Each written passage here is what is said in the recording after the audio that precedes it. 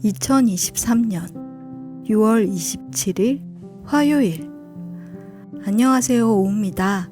오늘은 문해력 논란에 대해 한번 이야기해 볼까 합니다. 예를 들면 심심한 사과를 전합니다에서 심심한은 지루하다는 뜻이 아니라 깊고 간절하다라는 뜻이잖아요. 이렇듯 단어의 뜻을 제대로 이해하지 못해 쌓이는 오해가 종종 있습니다.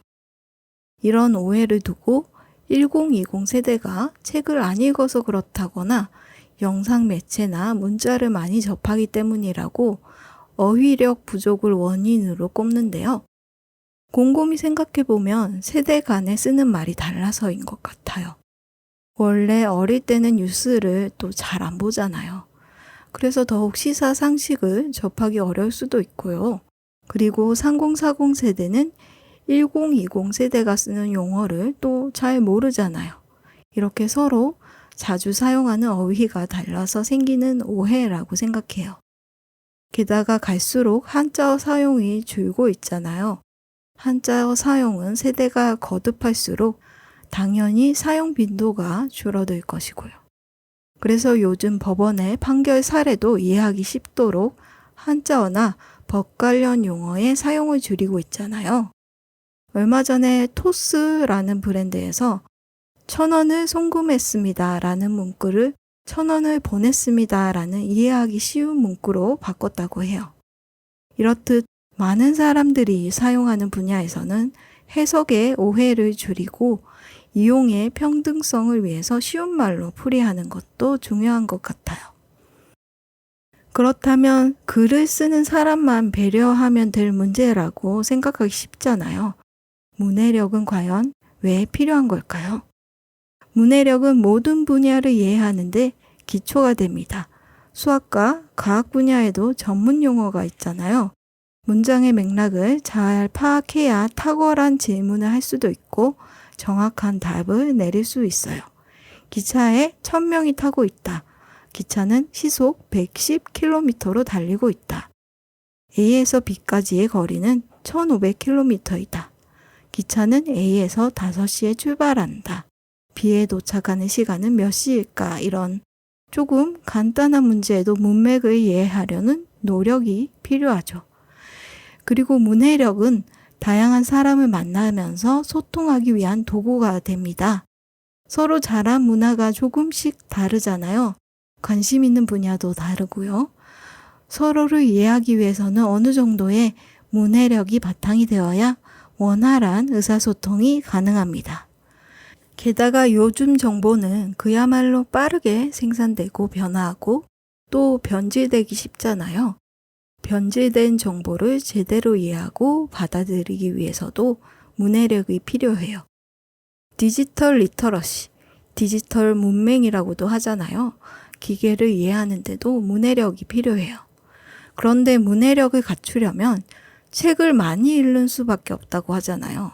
바쁜 시간을 쪼개서 어떤 책을 읽어야 될지도 모르겠고 좀 망망대해에 있는 것 같은 느낌입니다. 예를 들면 내가 좋아하는 책은 또 무협지인데 무협지에서 쓰는 용어를 실생활에서 쓰지도 않고요. 그럼 어떻게 하면 문해력을 갖출 수 있을지 7가지 방법을 추려보았어요. 첫째, 꼼꼼히 읽기. 우리는 요약본을 좋아하잖아요. 그래서 긴 글은 대충 읽어서 놓치는 경우가 많아요. 심지어 모의고사를 풀 때도 시간 때문에 주어와 접속사 위주로 동그라미 치면서 쓱 보고 바로 문제를 풀잖아요. 게다가 우리는 한국인이기 때문에 뭐든 빨리 읽는 경우가 많죠. 그렇기 때문에 더 느긋하게 읽는 습관을 들여야 된다고 생각합니다. 매번 그래야 될 필요는 없고요.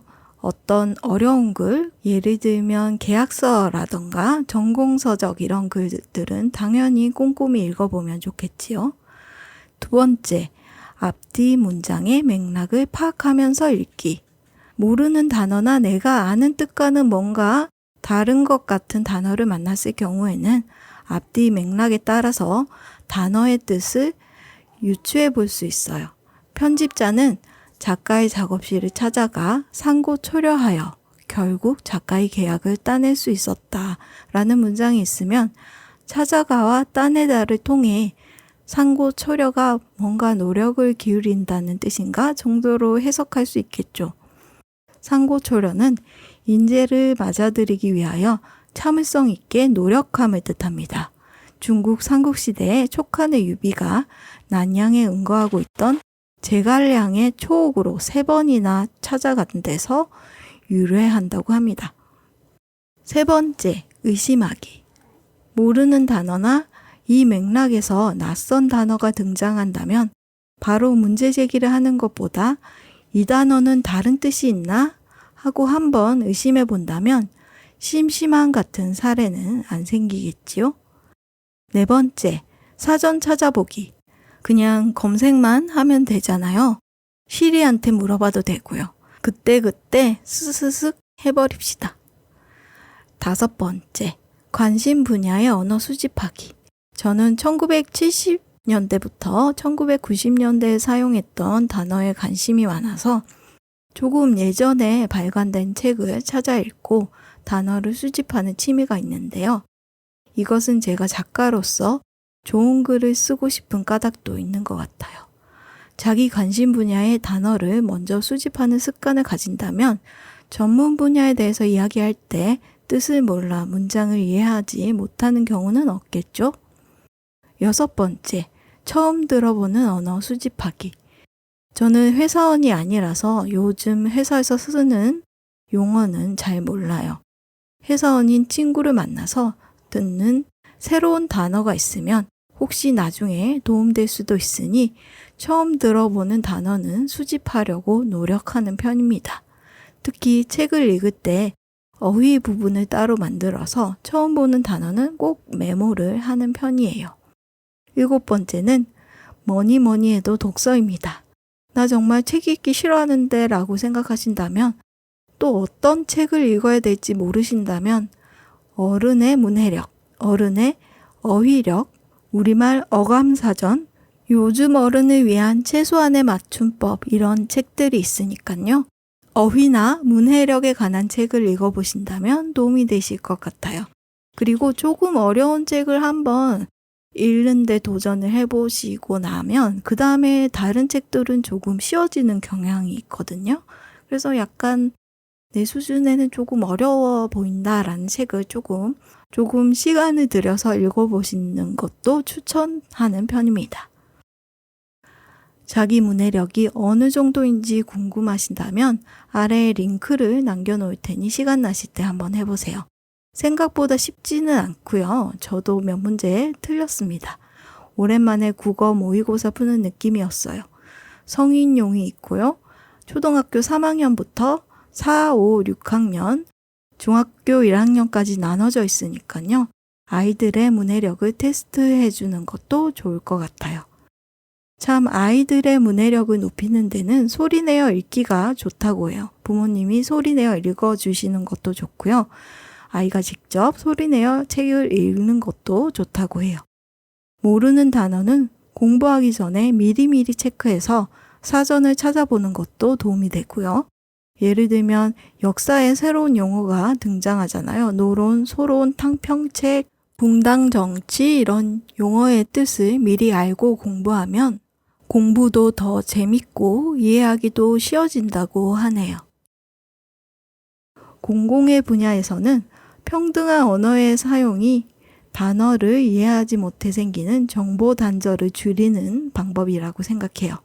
예를 들면 어린이들에게 제군들 우리 모두 가끈히 노력하여 장래에 초석이 됩시다.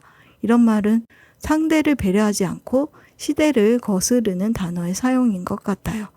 어린이 여러분, 우리 모두 열심히 노력하여 미래에 디딤돌이 됩시다. 이렇게 말하는 편이 앞에보다 훨씬 낫죠. 그런데 참 이 말도 너무 구식 같네요. 어린이 여러분, 자신을 위해 적당히 노력하면서 자기 행복을 추구하는 멋있는 사람이 됩시다. 이렇게 말하고 싶네요.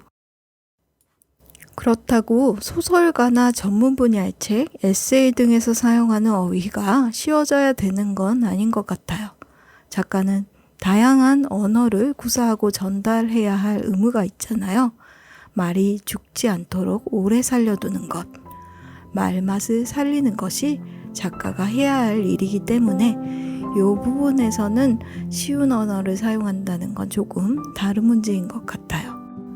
훌륭한 작가를 꿈꾸는 저 같은 사람은 말 공부를 더 열심히 할 필요가 있어요. 오늘은 문해력에 대해서 한번 이야기해 보았는데요. 이 영상이 여러분께 도움이 되었으면 좋겠네요. 여기서 이만 줄입니다. 내일의 그대에게 오후 드림.